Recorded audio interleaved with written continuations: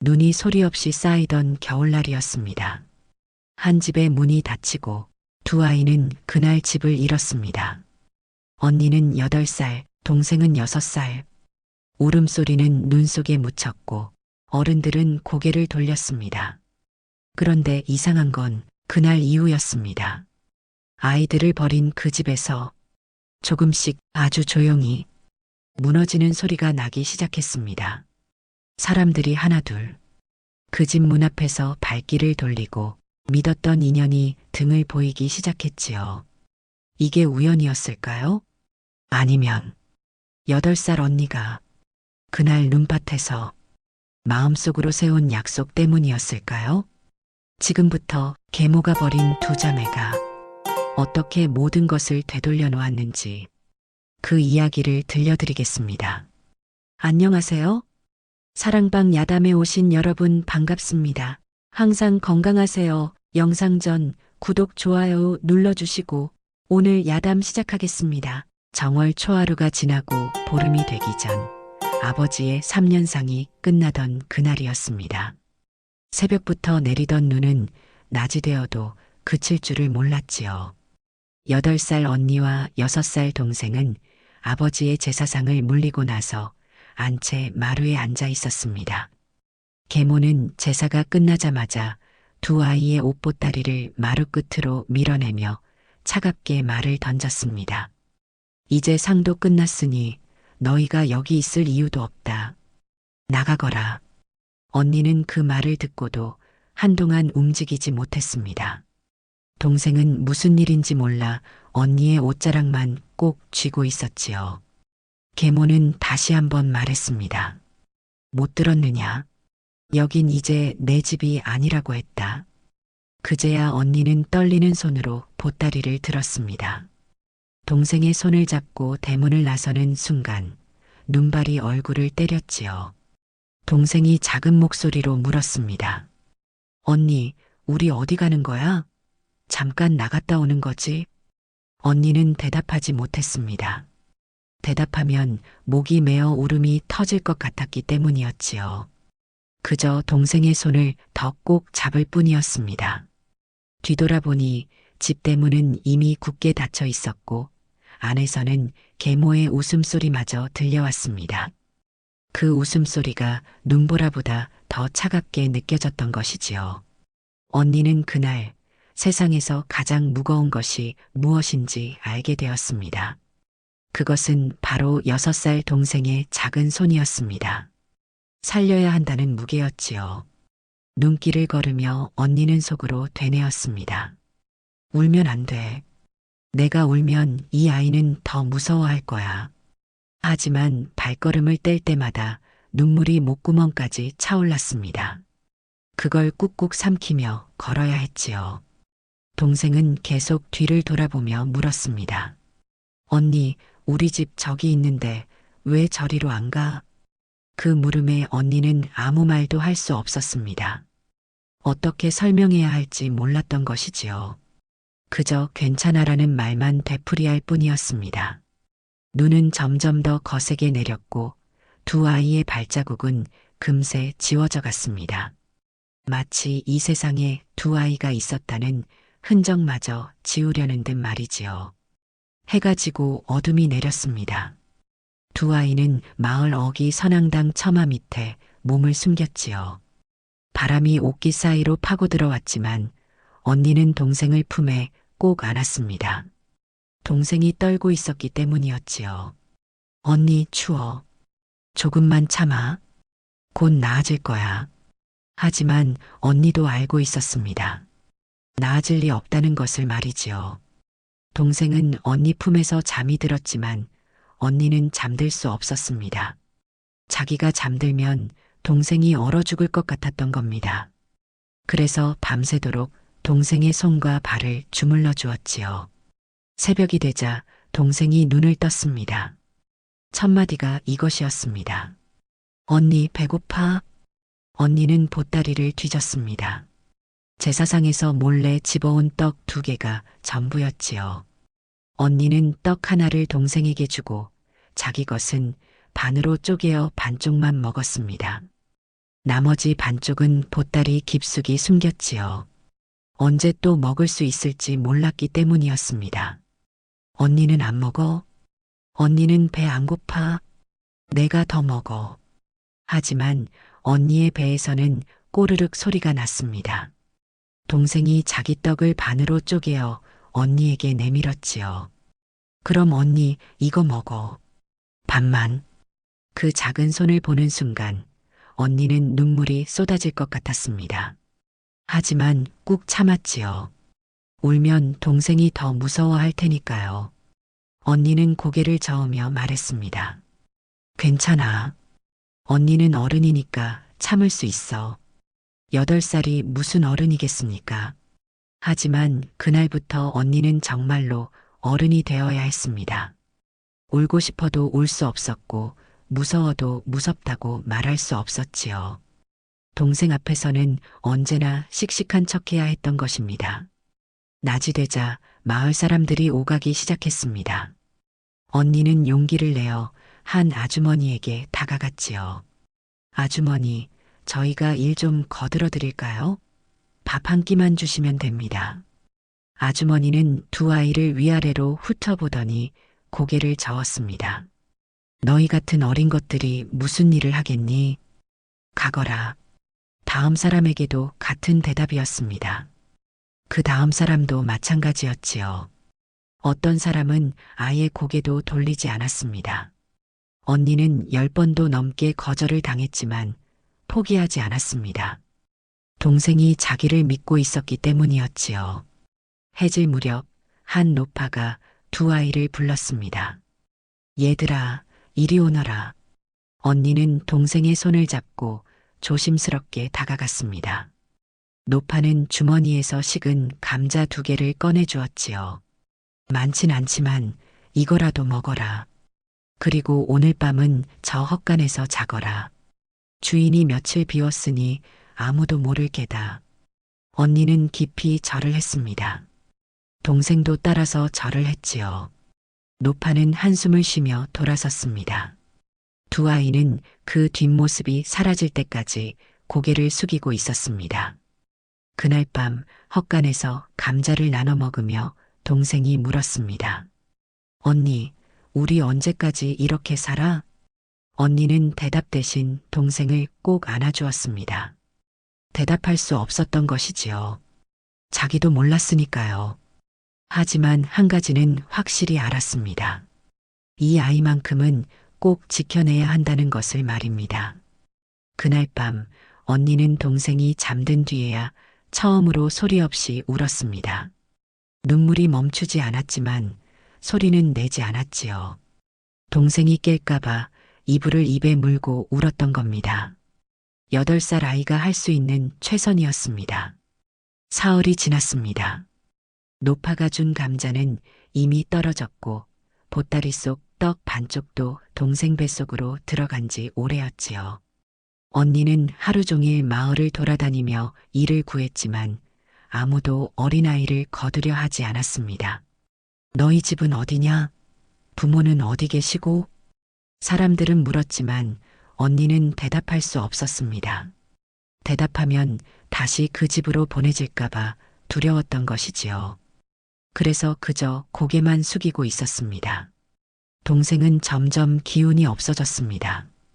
걷다가 주저앉기 일쑤였고 입술은 파랗게 질려 있었지요. 언니가 물었습니다. 괜찮아? 어디 아파? 아니, 괜찮아. 그냥 좀 추워. 하지만 동생의 손은 얼음장처럼 차가웠습니다. 언니는 자기 옷을 벗어 동생에게 덧입혔지요. 그러자 동생이 말했습니다. 언니 안 돼. 언니가 추우면 어떡해. 언니는 안 추워. 언니는 내가 걱정돼서 더 뜨거울 지경이야. 거짓말이었습니다. 언니도 추웠지요. 하지만 동생 앞에서는 절대 내색할 수 없었던 겁니다. 그날 저녁 두 아이는 주막 뒷골목을 지나다가 버려진 밥 한 그릇을 발견했습니다. 언니는 잠시 망설였지요. 하지만 동생의 배에서 나는 소리를 듣고는 그 밥을 집어들었습니다. 동생에게 먼저 먹이고 자기는 남은 것을 먹었지요. 언니, 이거 먹어도 돼? 응, 주인이 버린 거니까 괜찮아. 동생은 밥을 먹으면서도 고개를 들어 언니를 바라봤습니다. 미안한 표정이었지요. 언니는 웃으며 말했습니다. 많이 먹어. 언니는 아까 먹었어. 또 거짓말이었습니다. 언니는 아침부터 아무것도 먹지 못했지요. 하지만 동생이 먹는 모습을 보는 것만으로도 배가 부른 것 같았습니다. 그런데 그날 밤 동생이 갑자기 배를 움켜쥐고 신음을 했습니다. 언니 배가 아파. 언니는 깜짝 놀라 동생을 안았습니다. 동생의 이마에서는 열이 났고 얼굴은 창백했지요. 버려진 밥이 상했던 것입니다. 어떡하지 어떡해. 언니는 처음으로 당황했습니다. 지금까지는 무슨 일이 있어도 침착했지만 동생이 아프자 정신이 하나도 없었지요. 한밤중에 약방 문을 두드렸지만 아무도 문을 열어주지 않았습니다. 제발요, 문 좀 열어주세요. 동생이 아파요. 하지만 대답이 없었습니다. 언니는 다른 집 문도 두드렸지만 마찬가지였지요. 결국 언니는 동생을 업고 선앙당으로 돌아갔습니다. 밤새도록 동생의 등을 쓰다듬으며 기도했지요. 제발, 제발 괜찮아져라. 언니가 잘못했어. 내가 그 밥을 주지 말았어야 했는데. 동생은 아픈 와중에도 언니를 걱정했습니다. 언니, 울지 마. 나 괜찮아. 조금만 자면 나을 거야. 그 말을 듣는 순간 언니는 가슴이 찢어지는 것 같았습니다. 자기가 지켜야 할 아이가 자기를 위로하고 있었던 것이지요. 언니는 동생의 손을 꼭 쥐며 속으로 맹세했습니다. 살아야 한다. 우리는 꼭 살아남아야 해. 그래야 이 아픔을 기억할 수 있어. 다행히 동생은 새벽이 되자 조금 나아졌습니다. 열이 내렸고 얼굴에도 약간 핏기가 돌았지요. 언니는 그제야 안도의 한숨을 쉬었습니다. 하지만 그때 언니는 깨달았습니다. 배고픔보다 무서운 것은 동생을 잃을지도 모른다는 두려움이었습니다. 그리고 돌아갈 집이 없다는 것보다 더 무서운 것은 이 세상에 자기들을 거두어 줄 사람이 아무도 없다는 사실이었지요. 닷새째 되던 날, 언니는 우물가에서 빨래하는 아낙네들 곁을 지나갔습니다. 그들의 대화가 귓가에 들려왔지요. 저 아이들, 김진사댁 자식들 아니더냐? 맞아. 상주 역할도 하던 아이들인데 계모가 내쫓았다지. 허참, 그래도 어찌 어린 것들을 그리 내치나. 쉿, 조용히 해. 계모 귀에 들어가면 우리만 피곤해. 언니는 걸음을 멈췄습니다.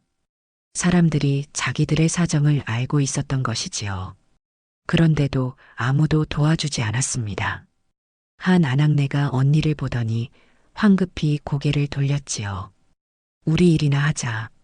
남의 집 일에 끼어들면 탈만 나는 법이야. 언니는 그 말을 듣고 발길을 돌렸습니다. 가슴이 답답했지만 아무 말도 하지 않았지요. 말해봤자 소용없다는 걸 이미 알았기 때문이었습니다. 마을 입구를 지나는데 계모를 마주쳤습니다.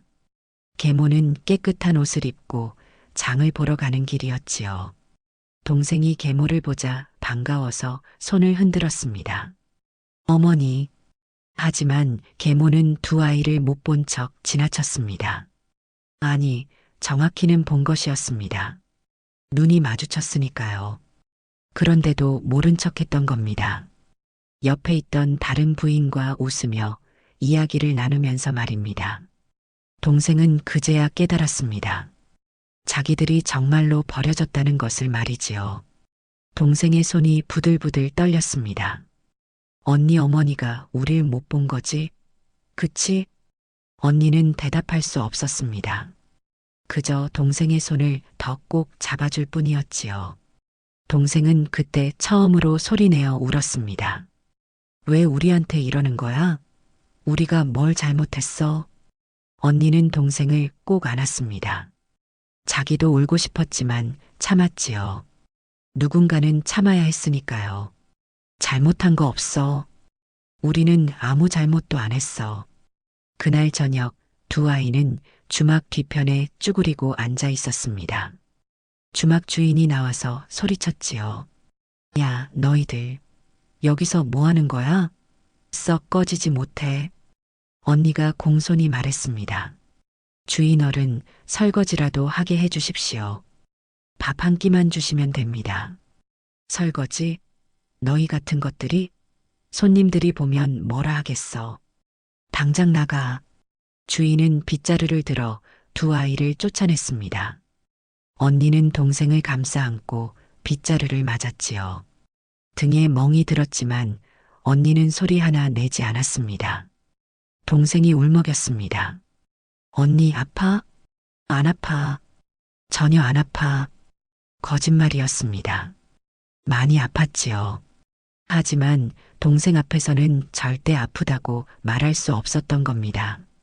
그 모습을 멀리서 지켜보는 사람들이 있었습니다. 하지만 아무도 다가오지 않았지요. 한 노인이 작게 중얼거렸습니다. 계모 눈밖에 나면 마을에서 살기 힘들어. 김진사 댁이 워낙 세도가 있으니. 또 다른 사람이 맞장구 쳤습니다. 그러게. 그 집안 거스르면 우리가 피해보는 법이지. 결국 모두가 알고 있었던 것입니다. 두 아이가 억울하게 쫓겨났다는 것을 말이지요. 하지만 아무도 나서지 않았습니다. 계모의 눈치가 무서웠고 그 집안의 권세가 두려웠던 겁니다. 그날 밤 언니는 동생이 잠든 뒤 혼자 밤하늘을 올려다봤습니다. 별이 참 많았지요. 언니는 별을 보며 속으로 되뇌었습니다. 우릴 버린 건 눈도 겨울도 아니야. 사람이었어. 계모만이 아니라 외면한 이 마을 사람들 모두가 우릴 버린 거야. 그 깨달음이 언니의 가슴에 깊이 새겨졌습니다. 언젠가는 이 모든 것을 기억해내리라 다짐했지요. 버려졌다는 아픔과 함께 외면당했다는 슬픔까지 모두 말입니다. 보름이 지났습니다. 두 아이는 마을 구석구석을 떠돌며 하루하루를 버텼지요. 언니는 남의 집 장작을 패주고 식은 밥 한 덩이를 얻었고 동생은 우물가에서 물동이를 날라주며 엿 한 조각을 받았습니다. 그러던 어느 날 밤이었습니다. 동생이 갑자기 몸을 떨기 시작했지요. 이마를 짚어보니 불덩이처럼 뜨거웠습니다. 언니 춥고 머리가 아파. 언니는 가슴이 철렁 내려앉았습니다. 이번에는 배탈이 아니었지요. 제대로 된 병이었던 겁니다. 언니는 동생을 업고 마을 약방으로 달려갔습니다. 선생님, 제발 동생 좀 살려주세요. 약방 주인은 동생을 한번 보더니 고개를 저었습니다. 이 아이 상한기가 깊구나. 당장 약을 지어 먹여야 하는데. 지어주세요. 제발요. 약값은 있느냐? 언니는 입을 다물었습니다. 돈이 있을 리 없었지요. 약방 주인이 한숨을 쉬며 말했습니다. 없으면 어쩔 수 없다. 나도 장사를 해야 하는 몸이라 일을 하겠습니다. 무슨 일이든 하겠습니다. 제발 동생만 살려주세요. 하지만 약방 주인은 고개를 저었습니다. 언니는 무릎을 꿇었지요. 선생님, 제발입니다. 제발. 안 된다. 약값 없이는 약을 줄 수 없어. 나가거라. 언니는 질질 끌려 나왔습니다. 동생을 업은 채로 다시 거리를 헤맸지요. 다른 약방 문을 두드렸지만 대답은 똑같았습니다. 돈이 없으면 안 돼. 여긴 자선소가 아니야. 언니는 마을 부잣집 대문을 두드렸습니다. 나으리, 제발 돈을 꾸어 주십시오. 반드시 갚겠습니다. 제 목숨을 걸고 갚겠습니다. 하지만 대문은 열리지 않았지요. 하인이 나와 호통을 쳤습니다. 썩 물러가지 못해. 거지 주제에 어디서 행패야. 언니는 다시 계모가 사는 집 앞으로 갔습니다. 자존심도 뭣도 없었지요. 동생만 살릴 수 있다면 무엇이든 할 각오였습니다. 어머니, 어머니, 문 열어주세요. 하지만 집안은 조용했습니다. 분명 불이 켜져 있었지만 아무도 나오지 않았지요. 언니는 대문을 두드리고 또 두드렸습니다. 손에서 피가 날 때까지 두드렸습니다. 제발요. 동생이 죽어가고 있어요. 제발 문 좀 열어주세요. 그때 대문 너머로 계모의 목소리가 들려왔습니다. 시끄럽구나. 누가 저것들을 좀 쫓아내지 못하겠어? 하인들이 나와서 언니를 밀쳤습니다. 언니는 동생을 꼭 안은 채 땅바닥에 나뒹굴었지요. 그 순간 동생이 작게 신음했습니다. 언니 아파. 언니는 동생을 다시 업었습니다. 비틀거리며 일어섰지요. 그리고 마지막으로 한 번 더 외쳤습니다. 제발입니다. 이 아이만은 살려주세요. 하지만 대문은 끝내 열리지 않았습니다. 언니는 동생을 업고 선앙당으로 돌아왔습니다. 차가운 바닥에 동생을 눕히고 자기 옷을 벗어 덮어주었지요. 온몸으로 동생을 감싸 안았습니다. 괜찮아, 괜찮아. 언니가 여기 있어. 언니가 지켜줄게. 동생은 헛소리를 중얼거렸습니다. 아버지, 아버지 춥고 무서워요. 언니는 그 소리를 들으며 이를 악물었습니다. 소리내어 울지 않기 위해서였지요. 눈물은 흘렀지만 소리만큼은 내지 않았습니다. 온몸이 떨렸지만 동생을 꼭 안은 채 버텼습니다. 그날 밤 언니의 마음속에 무언가가 단단하게 자리 잡았습니다. 슬픔도 아니고 분노도 아니었지요. 그것은 바로 살아남겠다는 의지였습니다. 꼭 살아야 해. 우리 둘 다 살아남아야 해. 그래야 이 일을 기억할 수 있어. 그래야 우리를 버린 사람들이, 외면한 사람들이 모두 어떤 사람들인지 세상에 보여줄 수 있어. 언니는 떨리는 손으로 동생의 이마를 닦아주었습니다. 밤새도록 동생 곁을 지켰지요. 새벽이 되자 기적처럼 동생의 열이 조금 내렸습니다. 언니는 그제야 안도의 한숨을 내쉬었습니다. 하지만 그날 밤의 기억은 평생 지워지지 않았습니다. 아무도 도와주지 않았던 그 밤, 계모의 대문이 열리지 않았던 그 순간이 말이지요. 언니는 그 모든 것을 가슴 깊이 새겨두었습니다. 복수는 그때부터 시작된 것이었습니다. 한 달이 흘렀습니다. 언니가 세상을 대하는 방식이 달라졌습니다. 더 이상 사람들에게 애원하지 않았지요. 대신 조용히 일거리를 찾아다녔습니다. 새벽부터 일어나 우물가를 청소하고 남의 집 마당을 쓸었지요. 아무 말 없이 일했고 다 끝나면 조용히 손을 내밀었습니다. 일값 주십시오. 처음에는 사람들이 거절했습니다. 하지만 언니는 물러서지 않았지요. 일을 했으니 값을 받는 게 당연합니다. 구걸이 아닙니다. 그 당당함에 사람들은 할 말을 잃었습니다. 결국 떡 한 덩이라도, 묵은 나물 한 웅큼이라도 주게 되었지요. 계절이 바뀌어 봄이 왔습니다. 눈은 녹았지만 두 아이의 삶은 여전히 고달팠지요. 언니는 논둑에서 냉이를 캐고 강가에서 조개를 주었습니다. 동생은 산에서 나무 열매를 따고 들에서 나무를 뜯었지요. 어느 날 동생이 신이 나서 달려왔습니다. 언니, 이것 봐. 산딸기 땄어. 작은 손에 산딸기 몇 알이 들려 있었습니다. 동생은 그걸 언니에게 전부 주려고 했지요. 언니 다 먹어. 내가 언니 주려고 딴 거야. 언니는 코끝이 찡해졌습니다. 하지만 웃으며 말했지요. 우리 같이 먹자. 하나씩. 두 아이는 산딸기를 나눠 먹었습니다. 단 한 알이었지만 세상 어떤 진수성찬보다 맛있었지요. 언니와 동생이 함께라면 그것만으로 충분했습니다. 봄이 지나고 여름이 왔습니다. 언니는 강가에서 버드나무 가지를 주워와 바구니를 만들기 시작했지요. 처음에는 서툴렀지만 포기하지 않았습니다. 10번, 20번을 만들다 보니 제법 모양이 나왔지요. 언니 대단해. 바구니야. 동생이 박수를 쳤습니다. 언니는 그 바구니를 들고 장터로 갔지요. 바구니 사실 분 없으십니까? 한 아주머니가 바구니를 들어보더니 고개를 끄덕였습니다. 엮은 게 제법 튼튼하네. 얼마냐? 밥 한 끼 값이면 됩니다. 아주머니는 식은 떡 2개를 주었습니다. 언니는 깊이 절을 하고 떡을 받았지요. 그날 저녁 두 아이는 그 떡을 나눠 먹으며 웃었습니다. 언니, 우리 이제 장사꾼이네. 그러게. 우리도 이제 뭔가 할 수 있는 게 생겼어.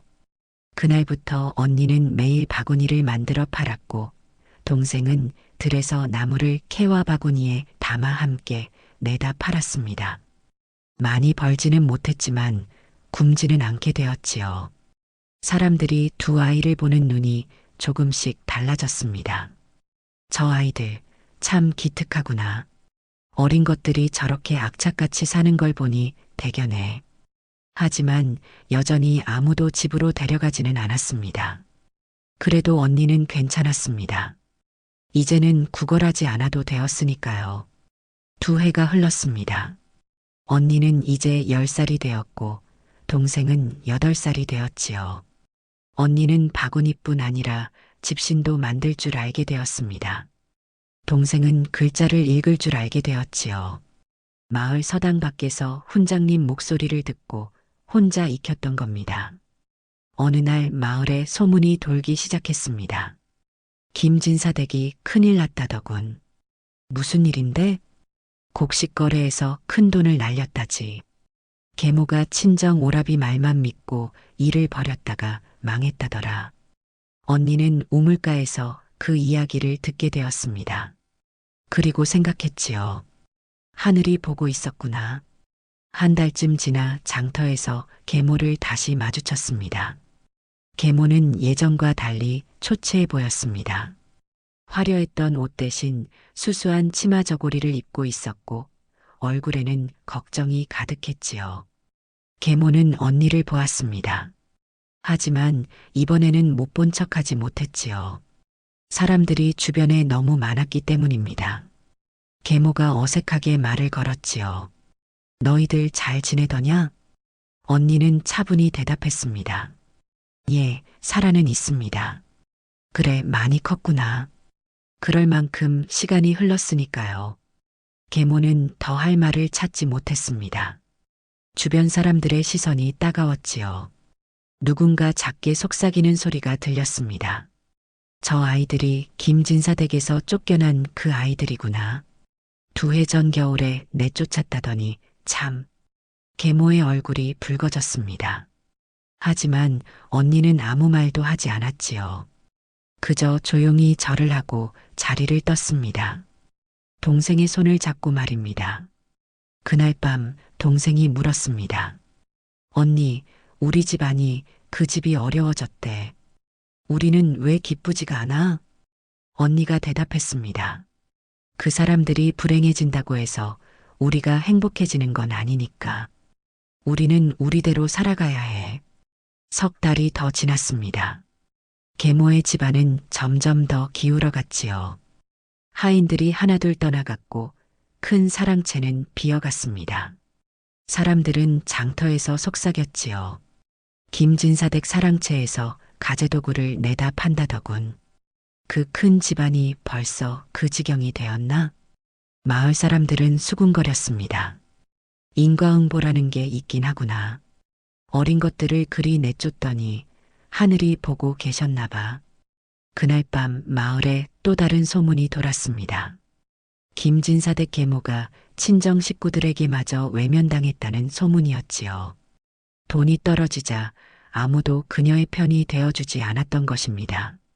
언니는 그 소문을 듣고도 아무 말이 없었습니다. 다만 생각했지요. 세상은 공평하구나. 남을 버린 사람은 결국 남에게도 버림받는구나. 하지만 언니는 그것에 만족하지 않았습니다. 진짜 복수는 따로 있었습니다. 그것은 자기들이 당당하게, 떳떳하게 살아가는 모습을 보여주는 것이었지요. 그해 가을이었습니다. 언니는 장터에서 바구니를 팔고 있었지요. 그때 한 노파가 다가왔습니다. 2해 전 처음으로 식은 감자를 나눠준 그 노파였습니다. 아가씨, 아직도 이렇게 살고 있구나. 언니는 공손히 절을 했습니다. 할머니, 그때 은혜 잊지 않고 있습니다. 노파는 언니가 만든 바구니를 들여다보았습니다. 그리고 고개를 끄덕였지요. 솜씨가 제법이로구나. 이 나이에 이 정도면 대단해. 과찬이십니다. 노파는 잠시 생각하더니 말했습니다. 우리 집에서 일하지 않겠니? 밥 세 끼 주고 잠자리도 내주마. 언니는 깜짝 놀랐습니다. 2해 동안 아무도 자기들을 거두려 하지 않았는데 이 노파가 손을 내민 것이지요. 저희 둘 다 받아주시는 겁니까? 그래, 동생도 함께. 혼자 두면 불쌍하잖니. 언니의 눈에 눈물이 고였습니다. 하지만 흘리지는 않았지요. 그저 깊이 절을 했습니다. 은혜 잊지 않겠습니다. 그날부터 2 아이는 노파의 집에서 살게 되었습니다. 집이라고 해봤자 방 2칸짜리 작은 초가였지만 2 아이에게는 궁궐보다 좋았지요. 비를 피할 수 있었고 바람을 막을 수 있었으니까요. 노파는 혼자 사는 과부였습니다. 자식들은 모두 일찍 세상을 떠났고 이제는 홀로 남아 밭농사로 근근히 살아가고 있었지요. 하지만 마음만은 따뜻한 사람이었습니다. 너희들 오늘부터 여기가 집이야. 편히 있거라. 동생이 처음으로 방바닥에 누웠을 때의 표정을 언니는 평생 잊을 수 없었습니다. 동생은 울었지요. 언니 따뜻해. 바닥이 따뜻해. 언니도 참았던 눈물이 터져 나왔습니다. 2해 동안 찬 땅바닥에서 잤던 아이들이었지요. 온돌의 온기가 얼마나 고마운지 그날 밤 2 아이는 잠을 이루지 못했습니다. 너무 행복해서 말입니다. 노파는 2 아이에게 여러 가지를 가르쳐 주었습니다. 밥 가꾸는 법, 음식 만드는 법, 옷 깁는 법까지 말이지요. 언니는 모든 것을 열심히 배웠습니다. 동생도 마찬가지였지요. 어느 날 저녁 노파가 말했습니다. 너희들은 참 기특해. 이 나이에 이렇게 야무질 수가 있나? 할머니께서 가르쳐 주셔서 배울 수 있었습니다. 아니야. 배우려는 마음이 없으면 아무리 가르쳐도 소용없는 법이지. 너희는 살아남으려는 의지가 강해. 그게 너희의 힘이야. 언니는 그 말을 가슴 깊이 새겼습니다. 겨울이 다가왔습니다. 2 아이가 쫓겨난 지 꼭 3년이 되는 겨울이었지요. 노파는 2 아이에게 새 옷을 지어주었습니다. 춥겠구나. 이거라도 입어라. 언니와 동생은 눈물을 흘렸습니다. 3년 만에 처음 받는 새 옷이었지요. 동생이 말했습니다. 할머니, 저희한테 왜 이렇게 잘해주세요?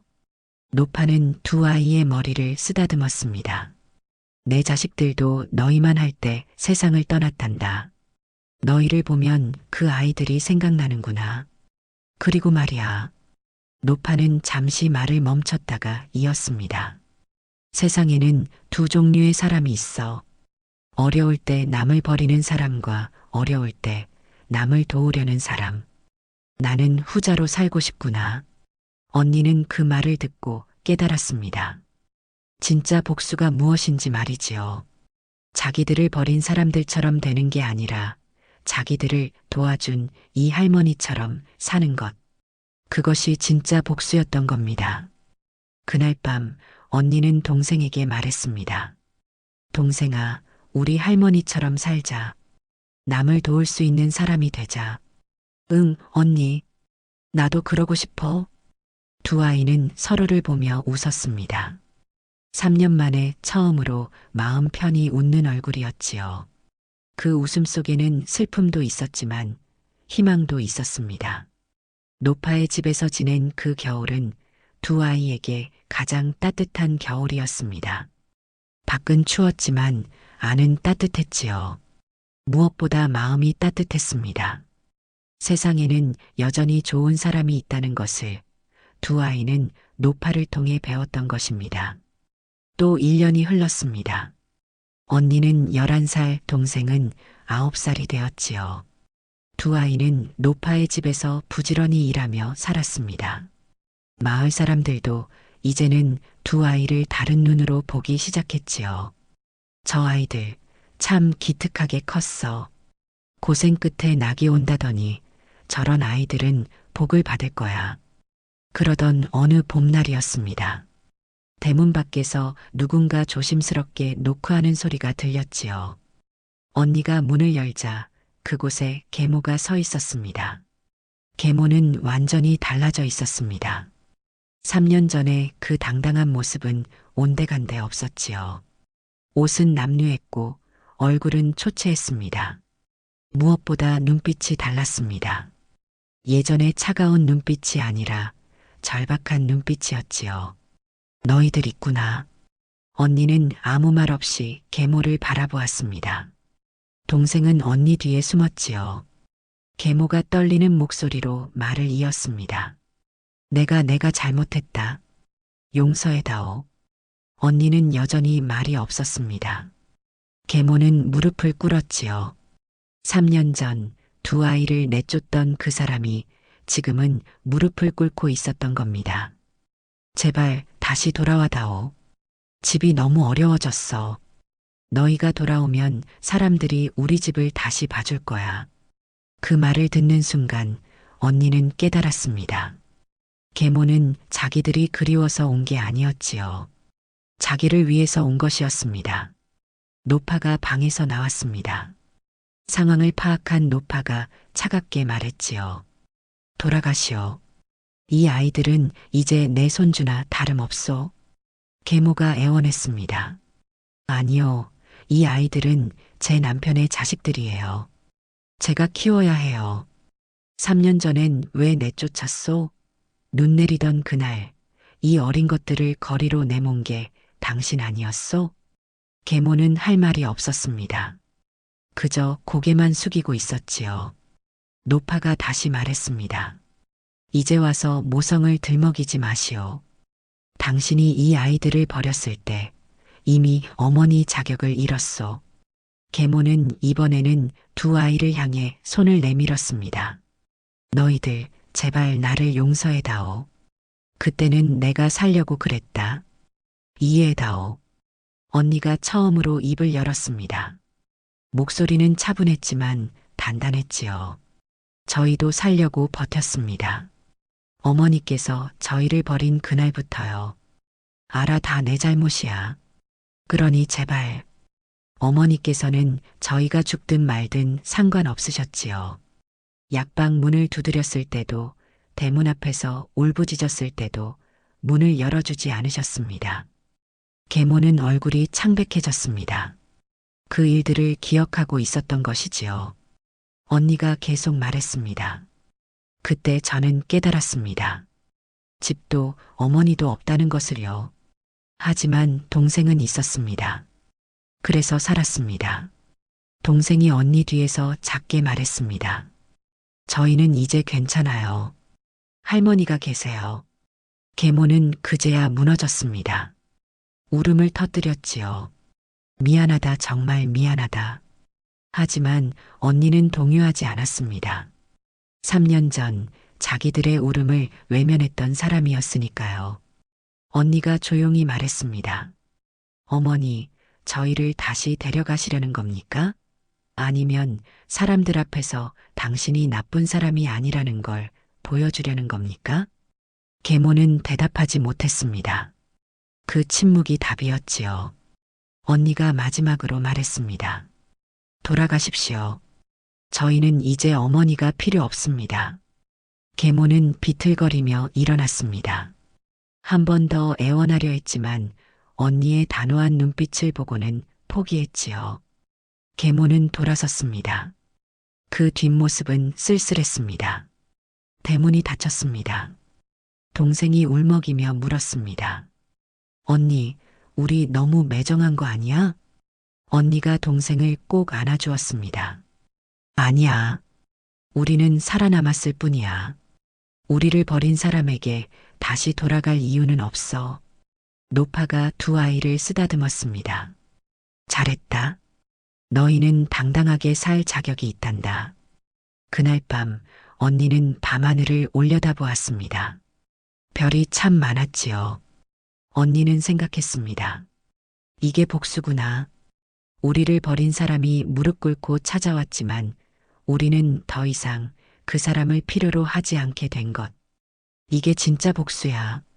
3년 전 눈 내리던 그날 쫓겨났던 아이들은 이제 당당하게 거절할 수 있는 힘을 가지게 되었습니다.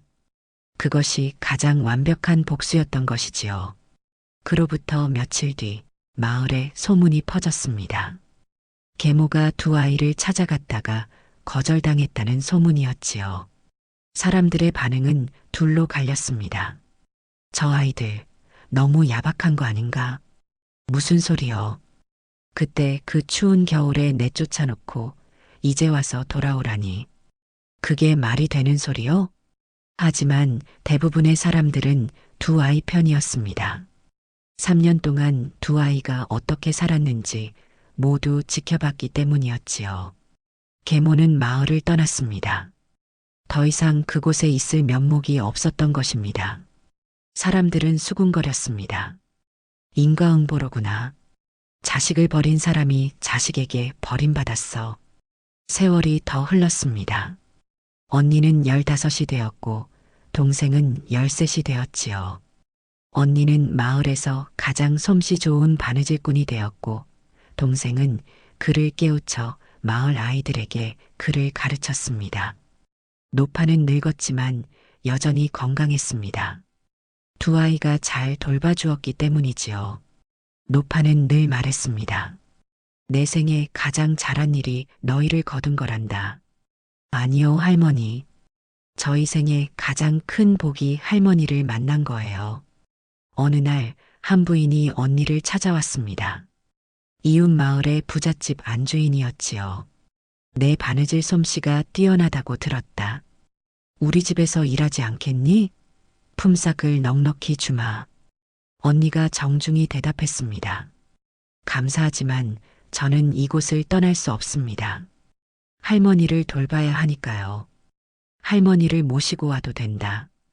그래도 안 됩니다. 이곳이 저희 집이에요. 부인은 감탄했습니다. 의리가 있구나.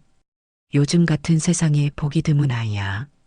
그 이야기는 또 마을에 퍼졌습니다. 사람들은 두 자매를 칭찬했지요. 저런 아이들이야말로 진짜 효녀지. 계모는 저 아이들을 버려서 큰 복을 놓쳤어. 어느 봄날이었습니다. 언니와 동생은 노파와 함께 산책을 나갔지요. 꽃이 만발한 산길을 걸으며 노파가 말했습니다. 너희들 나를 원망하지 않니? 무슨 말씀이세요, 할머니? 더 일찍 거두지 못해서 말이다. 너희가 고생한 그 인연을. 언니가 노파의 손을 꼭 잡았습니다. 아니요, 할머니. 그 시간이 있었기에 지금의 저희가 있는 겁니다. 그 시간이 저희를 단단하게 만들었어요. 동생도 거들었습니다. 맞아요, 할머니. 그리고 할머니를 만난 건 행운이었어요. 세상에는 여전히 좋은 사람이 있다는 걸 배웠으니까요. 노파는 눈물을 흘렸습니다. 기쁜 눈물이었지요. 세월은 또 흘렀습니다. 어느덧 언니는 시집갈 나이가 되었고 동생도 어엿한 처녀가 되었습니다. 두 자매에게 혼담이 들어왔지요. 좋은 집안에서 온 혼담들이었습니다. 하지만 두 자매는 조건을 달았습니다. 저희를 맞이하시려면 할머니도 함께 모셔가야 합니다. 어떤 집안은 거절했습니다. 하지만 어떤 집안은 흔쾌히 받아들였지요. 두 자매는 할머니를 기꺼이 모시겠다는 집안을 택했습니다. 그게 두 자매의 원칙이었던 것입니다. 혼례 날이 다가왔습니다. 노파는 두 자매의 손을 잡고 말했지요.